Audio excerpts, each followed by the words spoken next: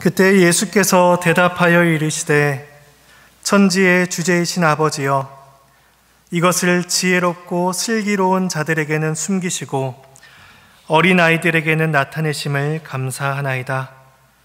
옳소이다. 이렇게 된 것이 아버지의 뜻이니이다.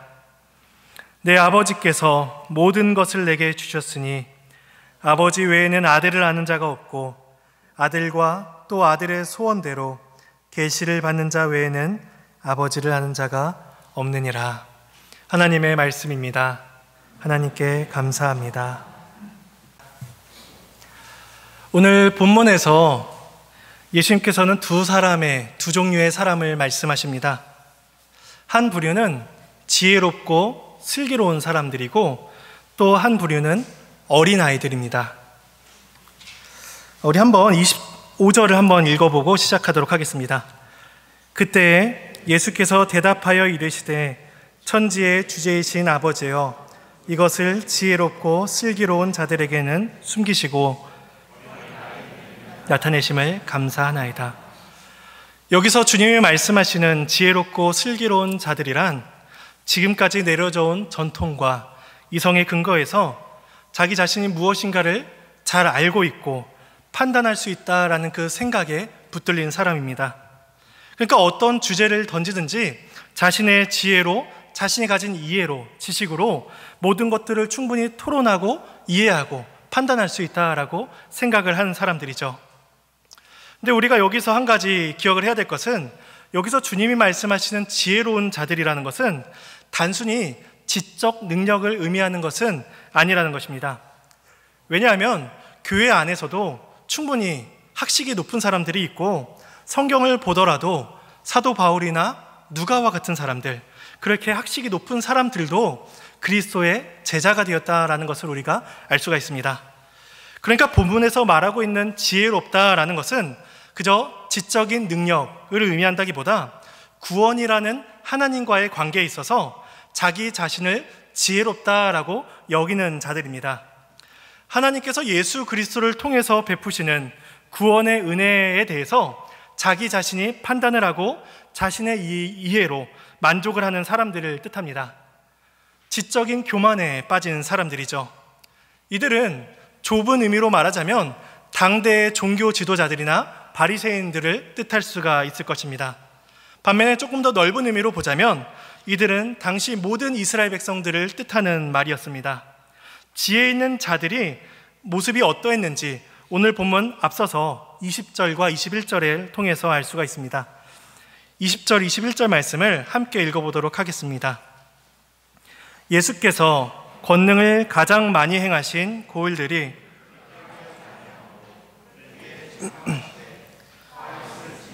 고라시나 화 있을진저 벳세다야, 너희에게 행한 모든 권능을 두로와 시돈에서 행하였더라면 그들이 벌써 베옷을 입고 제에 앉아 회개하였으리라.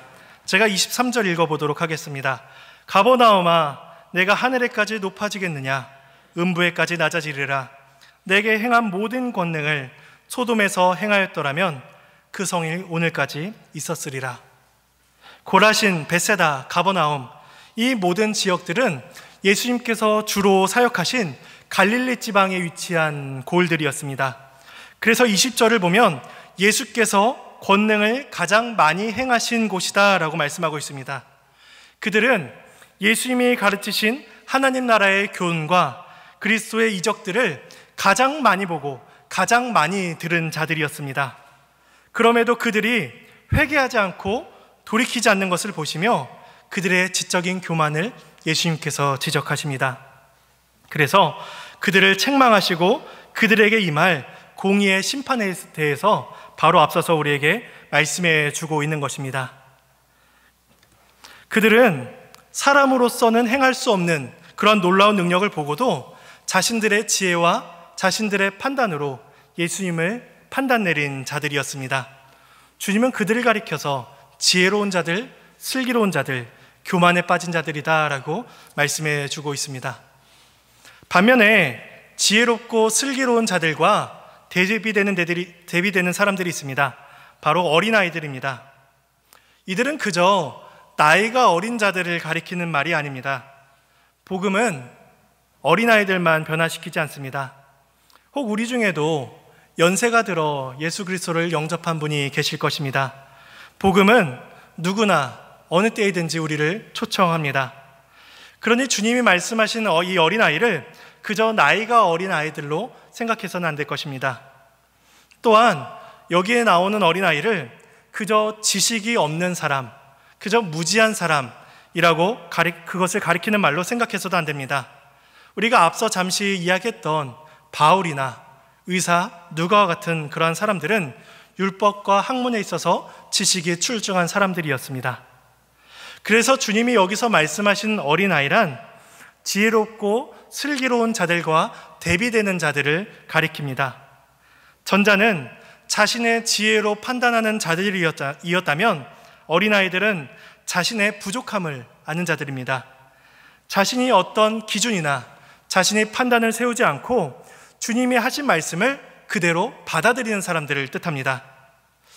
청소년기를 지나는 아이들 중에 간혹 이렇게 말을 하는 아이들이 있습니다. 이제 그만 애치굽 좀 그만하세요. 이렇게 말을 하는 아이들이 있죠. 그 아이들이 하는 이유는 무엇인가 하면은 이제 자기 자신이 결정하고 판단할 수 있는 나이가 되었으니 이제 간섭 좀 하지 말고 이제 도움 좀 주지 말아라 라는 그러한 말인 것이죠. 반면에 어린아이들은 부모님의 말씀을 당연하게, 기쁘게, 자연스럽게 받아들입니다. 예수님께서 여기서 말씀하신 어린아이는 주님의 가르침과 하나님 나라의 복들을 기쁘게 받아들이는 자들을 뜻합니다. 그래서 주님은 마태복음 18장에서도 이렇게 말씀하셨습니다. 진실로 너희에게 이르노니 너희가 돌이켜 어린아이들과 같이 되지 아니하면 결단코 천국에 들어가지 못하리라 라고 18장 3절에서 말씀을 하셨습니다. 이것이 하나님 앞에서 지혜롭고 슬기로운 자들과 어린아이들의 모습입니다. 이제 우리가 주님이 하신 그 말씀을 통해서 조금 더 생각을 해보도록 하겠습니다. 25절 말씀을 보면 천지의 주제이신 아버지께서 숨기시고 나타내 보이셨다라고 말씀을 합니다. 그래서 우리가 보았듯이 벳세다와 가버나움의 유대인들이 예수님의 가르침을 받지 않고 불신앙으로 반응한 그 태도는 하나님께서 비밀이 숨기셨기 때문입니다. 반면에 지혜롭기도 못하고 깨닫지도 못하는 그 자들이, 그 젖먹이와 같은 어린아이들이 그 하나님의 모든 말씀을 받아들이게 된 것은 하나님께서 그들에게 나타내 보이셨기 때문입니다. 어떤 자들에게는 가리시고 어떤 자들에게는 밝히 보이신 것입니다. 세상에서는 지력이 뛰어난 사람이 더 잘 깨닫고 어린아이들은 깨닫지 못하는 것으로 그것이 당연한 이치로 받아들여집니다. 그러나 하나님께서는 반대로 어린아이들은 깨닫게 하셔서 이것이 사람의 능력으로 비롯된 것이 아니라 하나님의 특별한 은혜로 이루어진 일임을 우리에게 보여주십니다. 그런데 이 말씀을 보고 있자면 하나님께서 지혜로운 자들에게 숨기셨다라는 이 말씀은 마치 그들이 열심히 찾고자 하나, 열심히 하나님의 은혜를 갈구하나 하나님께서 가리시고 숨기신 것으로 비춰질 수가 있습니다. 만일 그렇다면 이들은 충분히 하나님 앞에 억울함을 표출할 것입니다. 하지만 하나님께서 숨기시고 하나님께서 드러내 보이신 이것이 무엇인지를 생각한다면 그것이 불공평한 것이 아니라 도리어 하나님의 은혜임을 우리는 알게 됩니다. 25절에 아버지께서 이것을 숨기시고 이것을 나타내셨다라고 말씀합니다. 이것은 앞서 우리가 읽어보았던 20절 문맥과 연결을 해보자면 예수님의 권능이 가르치고 있던, 또 예수님의 가르침이 표시하고 있던 하나님 나라입니다. 그리스도께서는 권능을 통해서 우리에게 하나님 나라를 보이셨습니다. 그리고 이 하나님의 나라를 조금 더 단순하게 말하자면 하나님을 아는 지식입니다. 27절 맨 마지막을 보시면 이렇게 말씀합니다. 계시를 받는 자 외에는 아버지를 아는 자가 없다 라고 말씀합니다. 주님이 이 땅의 공생의 사역을 통하여서 하나님 나라를 가르쳐 주신 것은 결국 그 나라의 주인이 되시는 하나님 아버지를 우리에게 보여주시기 위함입니다. 결국 천지의 주제이신 아버지께서 숨기시고 나타내 보이신 이것은 하나님을 아는 지식입니다. 그렇다면 하나님을 아는 지식을 숨기시고 나타내 보이신 그 일이 왜 불공평하지 않은 것일까요? 로마서 3장 28절 말씀은 이렇게 말씀합니다. 모든 사람이 죄를 범하였음에 하나님의 영광에 이르지 못하더니 라고 말씀합니다. 아담의 범죄 이후로 타락하고 부패한 인류는 하나님의 영광에 이르지 못합니다. 그 마음이 어두워져서 또 눈이 가려져서 하나님을 마음에 두기를 싫어합니다. 찾을 마음이 이제 존재하지 않을 뿐더러 찾는다 한들 하나님을 찾을 수 없게 된 것입니다. 그래서 하나님은 찾을 수 있는 것을 못 찾게 숨기신 것이 아니라 못 찾는 자들에게 나타내 보이신 것입니다. 이것을 우리는 계시라고 표현합니다. 계시는 가리워졌던 것이 드러나게 되는 것이죠. 하나님을 아는 가장 기본적인 첫 단계는 계시로부터 시작이 됩니다. 이 계시가 없이는 하나님을 알 수도 없고 구원을 받을 수도 없습니다. 이제 우리는 계시가 필요한 이유가 명백해졌습니다. 우리가 결코 스스로 하나님을 알 수 없다라는 사실에 우리는 계시가 필요합니다. 오늘날 과학의 발전은 인류가 알지 못하던 많은 것들을 알게 해주었습니다. 사람 몸 안에 있는 DNA를 통해서 유전 정보를 확인하고 과거에는 알지 못했던 인체에 대한 정보들을 우리는 알아가게 됩니다. 또한 우주 물리학에 대한 연구를 통해서 우리가 보지 못했던 우주에 대한 여러 가지 지식들을 우리가 배워가게 됩니다. 이처럼 많은 지식들이 역사와 시간들 탐구를 통해서 조금씩 밝혀지고 알아가게 됩니다. 그런데 그러한 많은 지식들 중에서 오직 한 가지, 하나님을 아는 지식은 주어지지 않습니다. 하나님이 세상의 창조주이시며 구원자이시며 심판자다라는 이러한 사실은 과학의 어떤 분야에서 찾아낸 진리가 아닙니다. 하나님께서 교회에게 주신 66권의 성경만이 우리에게 하나님을 알려주십니다. 이 성경은 장수로 따지면 1189장밖에 되지 않습니다.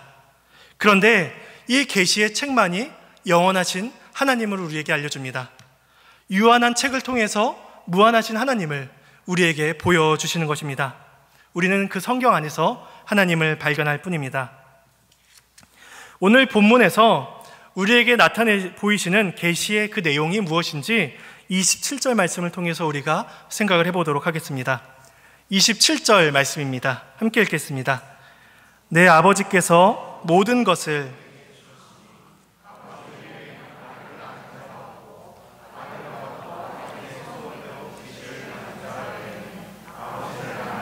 없느니라. 계시의 내용으로 첫 번째 내용은 천지의 주제이신 아버지께서 모든 것을 아들에게 주셨다라는 것입니다. 예수님께서는 이 세상의 모든 것들을 유업으로 받으시고 상속자로 존재하십니다. 우리가 예수님의 공생의 사역 기간에 주님이 행하신 모든 이적들, 일하심을 우리는 잘 알고 있습니다. 예수님은 어떠한 제약이나 제한이 없이 모든 일들을 다 행하셨습니다. 풍랑을 잠잠케 하셨고 죽은 자를 일으키시며 병든 자를 고치셨습니다. 이 모든 일들은 하나님의 아들이신 예수 그리스도께서 하나님으로부터 모든 것들을 다 상속받으셨기 때문입니다. 그래서 인간과 자연, 삶과 죽음, 마귀의 권세까지도 다 예수 그리스도의 권세 앞에 복종하였습니다. 그리스도는 아버지로부터 모든 것들을 다 받으신 분입니다. 그런데 그리스도는 그 모든 것들을 자기의 의미대로 행하지 않으셨습니다.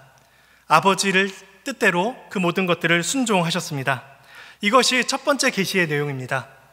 두 번째 계시의 내용은 이것입니다. 성부 하나님과 성자 하나님 사이에 독특한 지식의 관계가 있다는 것입니다. 주님께서는 말씀하시기를 아버지 외에는 아들을 온전히 아는 자가 없고 동시에 아들 외에는 아버지를 아는 자가 없다라고 가르치십니다. 여기서 안다라고 표현된 단어는 확실히 안다, 철저하게 안다, 완전히 안다라는 뜻을 가지고 있습니다.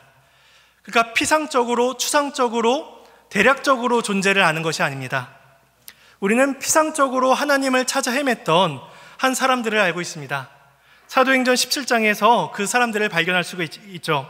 사도 바울이 아덴에 이제 전도를 하러 갔습니다. 그때 아덴 사람들이 여러 신들을 향한 단과 신전을 만들어 두었고, 그 중에 알지 못하는 신을 위한 제단도 있었습니다. 바울이 그들을 향해 말씀하기를 이렇게 말씀합니다.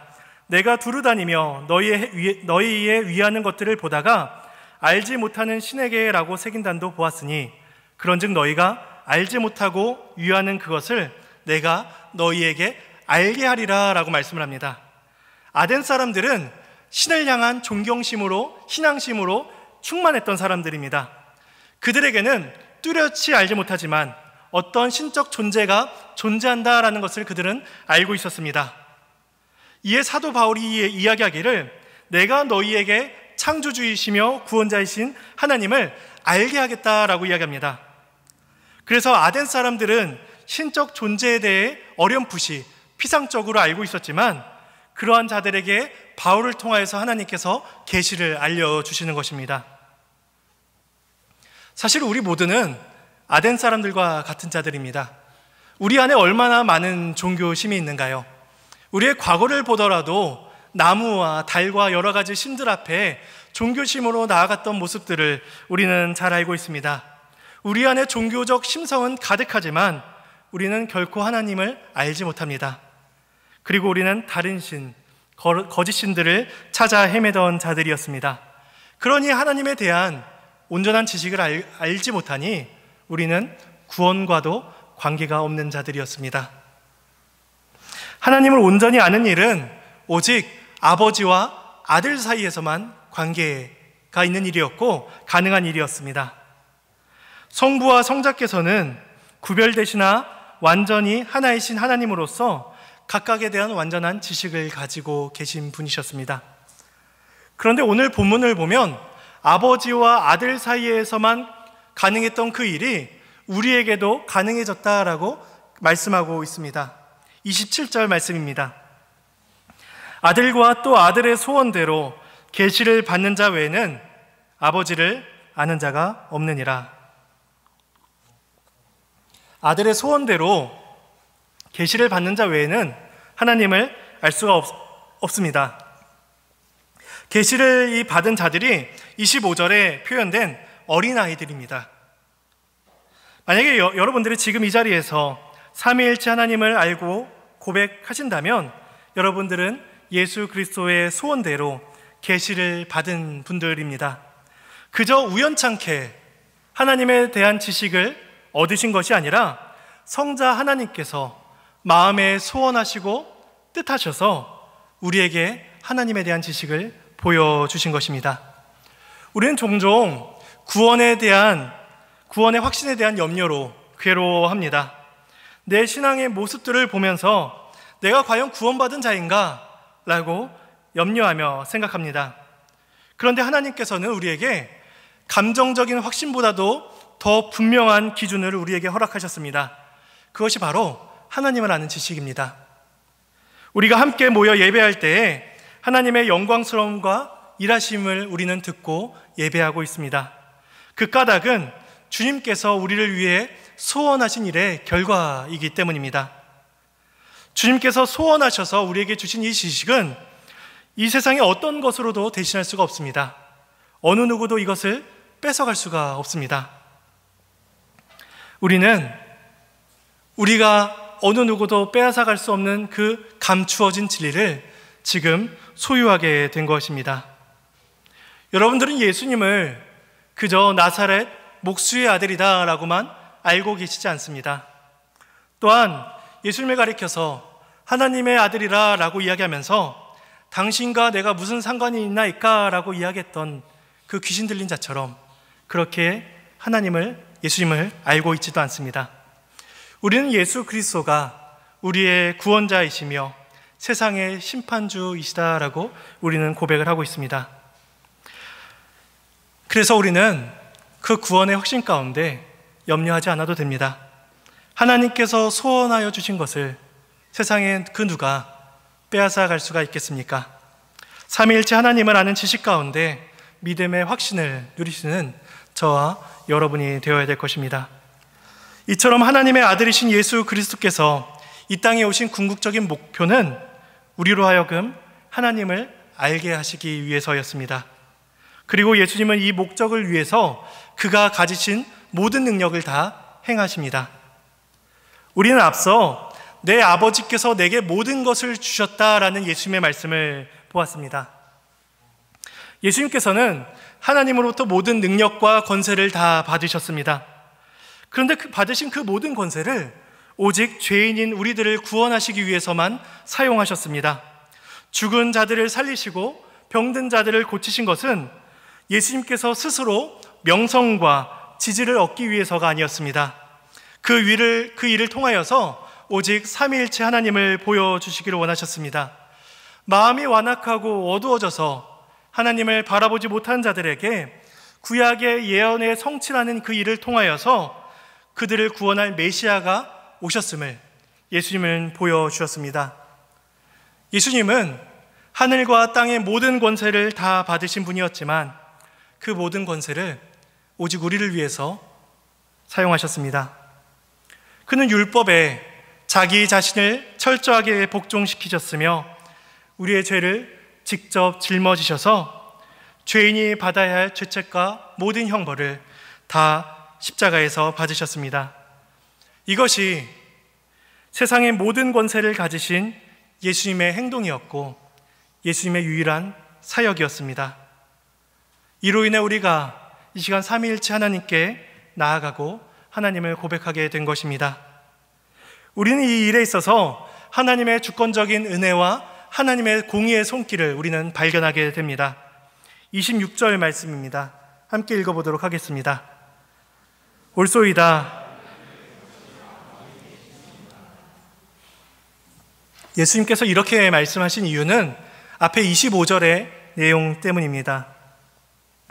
지혜자들에게는 숨기시고 어린 아이들에게는 나타내신 그 일이 성부 하나님의 기쁘시고 선한 뜻이었음을 전적으로 동의하고 그 사실에 기뻐하고 계시는 것입니다. 그런데 예수님의 이 말씀은 예수님의 공생의 사역을 생각해 보자면 조금 의아할 법도 합니다. 왜냐하면 우리를 한번 생각해 보죠. 우리는 복음 전도를 할 때 내가 전도하는 대상이 이 복음 전도를 통해서 하나님께 돌아오기를 간절히 바라는 마음으로 우리는 복음 전도를 합니다. 그래서 어떤 사람이 전도를 듣고 그리스도께 돌아온다면 우리는 그 마음이 너무나 기쁩니다. 너무나 반갑고 내가 할 수 있는 모든 선한 것들과 배려를 통해서 그 사람이 복음 앞에 교회 안에서 잘 정착하기를 우리는 소원합니다. 반대로 내가 열심히 소원하고 복음을 전한 자가 그리스도께 나오지 않는다면 우리들은 너무나 슬픕니다. 너무나 간절한 마음으로 그 사람이 다시 주 앞에 그 사람이 오기를 우리는 너무나 간절히 소원합니다. 우리도 복음을 전할 때 그렇게 간절한 마음과 기쁜 마음으로 전하는데 세상의 모든 권세를 받으신 그 예수님께서 온 마음과 힘을 다해서 하나님 나라를 전파하셨을 때 주님은 모든 이스라엘 백성들이 다 돌아오기를 원하셨을 것입니다. 누구보다도 이스라엘의 회개를 원하신 분이 예수님이었습니다. 그런데 결과는 그렇지 못했습니다. 그들 중 일부는 그리스도를 거부하고 예수님을 멸시하였습니다. 예수님의 공생의 목적과는 달리 결과는 굉장히 실망스러워 보였습니다. 이런 상황에서 예수님께서 하시는 말씀입니다. 옳습니다. 이것이 아버지의 선한 뜻입니다. 우리는 상황을 보며 실망하고 낙심합니다. 그런데 주님은 그렇게 하지 않으셨습니다. 주님은 하나님에 대한 완전한 지식을 가지고 계셨고 그 속에서 하나님의 공의와 하나님의 은혜의 손길이 이루어지고 있음을 주님은 알고 계셨고 보고 계셨습니다. 천지의 주제이신 하나님께서는 인간적으로 별 볼 일 없던 미천한 자들, 세리와 창기들, 죄인들로 하여금 복음을 영접하게 하셨던 것처럼 지혜롭고 슬기로운 자들도 복음을 받게 하실 수가 있었습니다. 그런데 그렇게 하지 않으신 이유는 하나님의 뜻을 거절한 그들의 태도에 대해서 하나님의 공의를 보여주시기 위해서였습니다. 그들은 자발적으로 자신의 지혜대로 하나님의 복된 초청을 거절하였습니다. 그들의 그러한 태도는 하나님 앞에서 공의의 심판을 점점 쌓아가는 일이었습니다. 이 세상의 모든 사람들은 다 자기의 지혜와 자기의 슬기로 모든 것들을 판단합니다. 이미 자기 자신에 대한 굳건한 신뢰가 쌓여 있습니다. 그래서 자신이 모든 것들을 옳은 대로 판단할 수 있다라고 그렇게 생각을 합니다. 그래서 그들에게는 복음도 판단의 대상이 됩니다. 하지만 하나님께서는 복음을 판단하시는 그들의 태도를 심판하실 것입니다. 그들의 영적인 교만을 하나님께서는 벌하실 것입니다. 그 심판이 앞서서 보았던 20절의 내용을 통해서 우리는 알 수가 있습니다. 반면에 하나님께서는 이 세상에서 명성이나 지혜나 학식을 갖고 있지 않은 미천한 자들에게 복음의 비밀을 계시하신 것은 하나님의 크신 권능과 차고 넘치는 은혜를 보여주시기 위해서였습니다. 말씀의 선포는 똑같이 다 전해졌습니다. 그리스도의 이적과 표적은 모든 사람들에게 다 똑같이 보여졌습니다. 외적으로 동일한 은혜의 표적이, 은혜의 방편이 그들에게 주어졌음에도 그 중에 어떤 자들은 어린아이들과 같이 그 하나님의 말씀을 받아들인 것입니다. 이것은 그들이 더 선해서, 그들이 조금 더 순수해서 하나님의 말씀을 받아들인 것이 아닙니다. 하나님께서 그들을 이미 택하셨기 때문입니다. 하나님께서 이미 택하신 자들에게 은혜를 주셔서 그들의 완악하고 딱딱한 마음을 부드럽게 하셔서 그리스도의 말씀이 들어가게 하셨습니다. 그래서 복음의 빛이 들어가게 하셔서 하나님의 은혜를 그들이 소망하며 받아들이게 된 것입니다. 하나님의 은혜는 우리 모두를 어린아이들과 같이 그것을 받아들이게 합니다. 내가 복음을 판단하는 것이 아니라 그 복음의 가르침에, 복음의 선포 앞에 우리는 그렇습니다, 주님, 아멘이라고 우리는 고백하며 나아가는 것입니다. 여기 계신 교우님들 중에 어느 누구도 스스로 복음을 판단하여서 옳다 여기고 나오신 분은 한 분도 안 계실 것입니다. 세상의 지혜로 보자면 십자가는 미련한 것입니다. 우리 잠시 고린도전서 1장 말씀으로 가보도록 하겠습니다.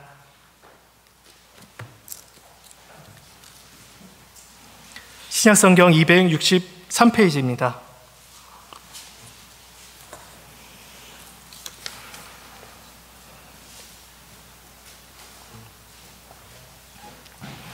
고린도전서 1장 18절입니다. 우리 함께 읽어보도록 하겠습니다. 십자가의 도가 멸망하는 자들에게는 미련한 것이요 구원을 받는 우리에게는 하나님의 능력이라. 제가 21절을 읽어보겠습니다. 하나님의 지혜에 있어서는 이 세상이 자기 지혜로 하나님을 알지 못하므로 하나님께서 전도에 미련한 것으로 믿는 자들을 구원하시기를 기뻐하셨도다. 이 세상의 지혜로는 하나님을 알 수가 없습니다. 그래서 하나님께서 전도에 미련한 것, 이 전도에 미련한 것은 복음의 선포입니다. 복음의 선포라는 방편을 통하여서 하나님을 보여주셨고 우리들이 가진 영적 실상이 어떠한지를 깨닫게 하셨습니다. 우리 23절과 24절 말씀을 함께 읽어보겠습니다. 우리는 십자가에 못 박힌 유대인에게는 거리끼는 것이요 이방인에게는 미련한 것이로되 부르심을 받은 자들에게는 유대인이나 헬라인이나 그리스도는 하나님의 능력이요 하나님의 지혜니라. 십자가에 못 박히신 예수 그리스도를 믿는 것은 유대인들에게는 굉장히 거리끼는 일이었습니다. 이방인들에게는 너무나 미련해 보이는 일이었습니다. 그런데 하나님께서는 십자가에 달리신 예수 그리스도를 통하여서 영원한 진노와 심판 아래에 있는 자들을 살리시는 놀라운 능력을 우리에게 보여주셨습니다. 미련해 보이는 그 하나님의 십자가는 하나님의 공의의 심판과 은혜의 구원을 가장 선명하게 보여주는 하나님의 지혜로운 방식이었습니다. 우리는 그 십자가를 통해서 그리스도의 구원과 공의와 하나님의 지혜를 발견합니다. 그래서 우리에게는 그 십자가가 너무나 큰 은혜로 다가옵니다. 십자가 앞에서 우리는 삼위일체 하나님을 바라보게 될 것입니다. 또한 우리를 향한 간절한 소원을 가지고 이 땅에 오신 예수 그리스도의 사랑을 우리는 발견하게 될 것입니다. 이 복음만이 이 땅을 살아가는 우리들의 유일한 위로이며 소망이 될 것입니다. 주님은 우리의 구원을 보시며 이렇게 말씀하십니다. 옳습니다.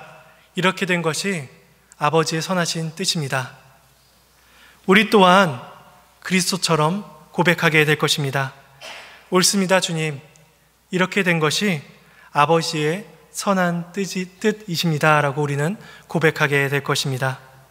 이런 아버지의 선하신 뜻을 어린아이와 같이 받아 하나님을 아는 지식과 기쁨으로 살아가는 저와 여러분이 되어야 될 것입니다. 이러한 복을 누리시는, 이 복을 평생토록 소망하며 살아가는 저와 여러분이 되기를 간절히 소망합니다.